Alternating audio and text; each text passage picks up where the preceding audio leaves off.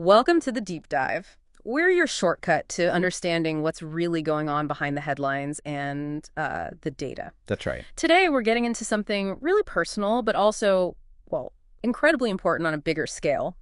We're looking at fetal alcohol spectrum disorder, FASD, through a specific story. A very powerful one. Yeah, it tracks this journey, you see, from thinking FASD is like someone else's problem Right. to becoming this fierce advocate. It's about how a diagnosis can totally flip your perspective. And what makes this source material so valuable, I think, is that it's not just dry facts. No. It's a human experience. It really lights up the challenges in health awareness, showing how personal journeys can actually reshape things and, drive wider change. It gets to the why behind it all. Exactly. The human why. Okay, so let's start at the beginning of this account. The person involved, they openly admit their first thought was FASD was a problem for other people. Which is, very telling. It really is. It wasn't even on their radar, not really. They mentioned, almost casually, I didn't drink much, just a little wine at a wedding. And that's a line you hear variations of quite often, isn't it? Yeah. That sense of it wasn't excessive. Right. It sounds so minor in isolation, Yeah. but then the diagnosis for their son came. Yeah. And the word they used was devastated, just completely floored. And that initial reaction, that shock, coupled with the prior belief, it's sadly very common. So the misconception is widespread. Incredibly. Many people just don't realize the risks associated with, well, any level of alcohol during pregnancy. There's still a lot of murky understanding out there. But the crucial thing here, the real turning point in the story, seems to be moving past that initial shock. Yes, exactly. The shift they talk about, from blame to change. Okay, unpack that a bit. What does that shift signify? Well, it shows, I think, a really constructive response. Instead of getting stuck in guilt or asking, why me, the focus pivots. Towards action. Towards action. Towards finding solutions, seeking support, making a difference. It's about channeling that intense emotion into something proactive. And you can imagine how a diagnosis like FASD would just fundamentally alter a family's world, their priorities. Everything changes. Everything. And this change wasn't small. It wasn't just coping. It became this mission. That's what's so striking. They describe it like steps. I started reading, then speaking, then teaching.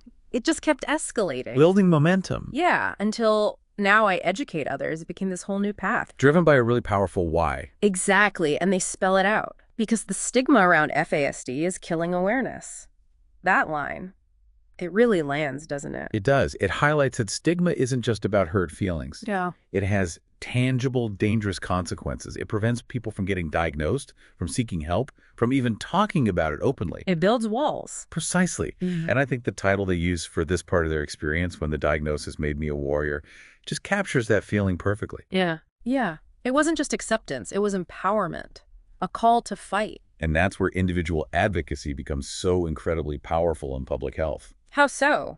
Why is personal testimony often more effective? Because it cuts through the noise.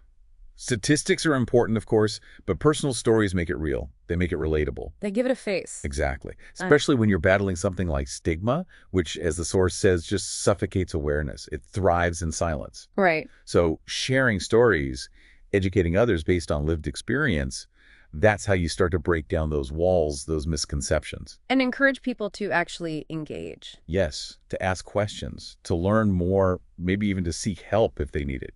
You see the ripple effect in things like the hashtags mentioned, Yes, the hashtags, #moms4FSD. Hashtag moms4FSD. Hashtag FSD awareness, hashtag break the stigma. They show it's not just one person's fight, it's becoming a movement. A collective voice pushing back. And that collective element ties into the next really critical point they make. Which is the reframing.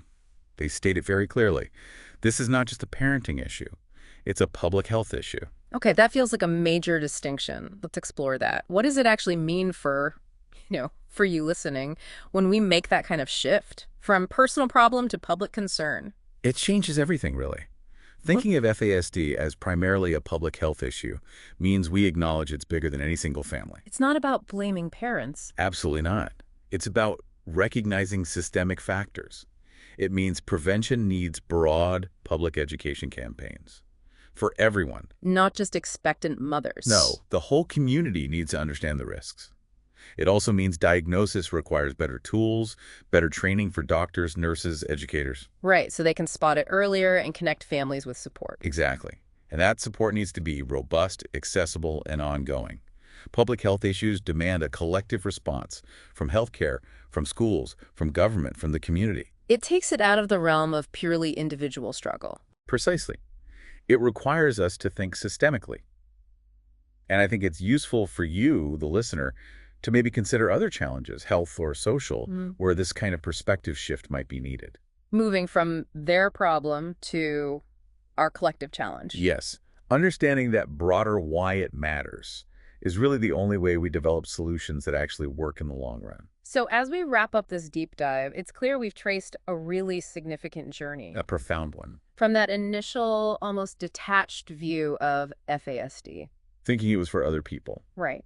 To this place of powerful, informed advocacy. It really challenges those first assumptions. And it throws a spotlight on just how damaging stigma can be, how it actively hinders awareness for critical public health issues. It's a testament, too, isn't it, to how much vital knowledge can come from personal stories. Sometimes the most powerful insights aren't in the textbooks. Absolutely. Lived experience holds immense power. So, the final thought to leave you with.